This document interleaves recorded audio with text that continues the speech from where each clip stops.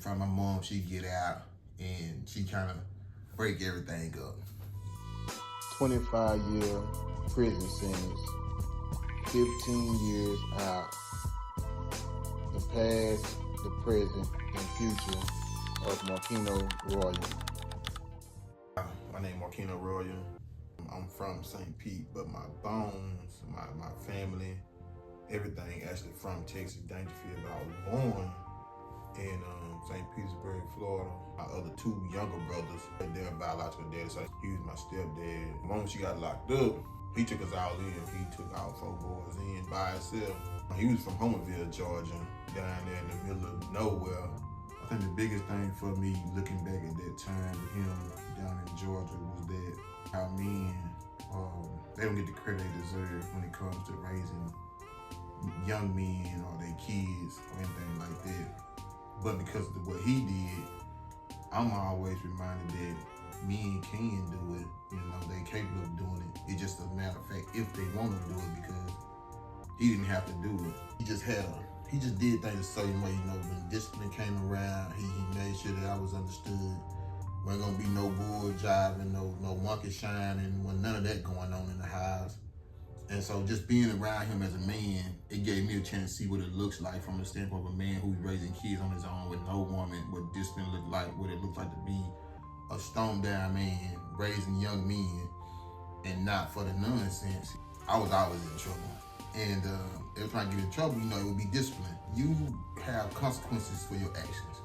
You know, he never was the type to raise his voice. He never really got loud with you. He just always made sure what was gonna happen was understood. From my mom, she'd get out and she kind of break everything up. Because of that, me and my older brother, we ended up going back to Florida with my mama, and then the 2 young stayed down with their dad in Homerville. It was like a new beginning with our mama, but it was totally a culture shock, you know, to go from being in the country down in Georgia to the city of St. Petersburg, and going down to the projects, the Jordan Park projects. The way my mama was for real, like just seeing her and the way she lived life, the whole environment of women I seen her around, the women she hung around, they always made it happen. And so no matter what was going on, whether they had 4 kids, 5 kids, living in the projects, no car, they never complained. They never had any kind of man to sit around and ask for handouts or cater to them. They always made it happen because of my mama. You know, I seen that. I seen her no matter what, no matter how the stakes was. She always won against the odds. And so that was major, yeah. Everybody in my immediate family, growing up, they weren't around enough to really impact my life. It was the people that was really in the hood that I considered family that impacted my life. And to some people, it would be a negative impact because what I saw growing up, you know, being around a bunch of drug selling, people getting shot, doors being kicked in. Some people that was negative. But for me, growing up around that, it made me realize a lot when I got older.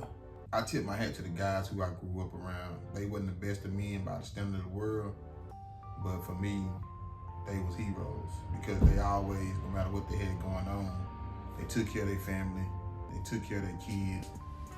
Whatever woman they was at the time, they made sure she didn't want for nothing. I never heard them complain about how hard it was, how much they couldn't make on the bills. I never heard those kind of things come out of their mouth. All I heard from them was the fact that a man was gonna take care of the business no matter what, by any means. So in the eyes of the world, then yeah, they probably was the worst kind of role model. But for me, and what I got from them is that men rise to the occasion no matter what it looks like.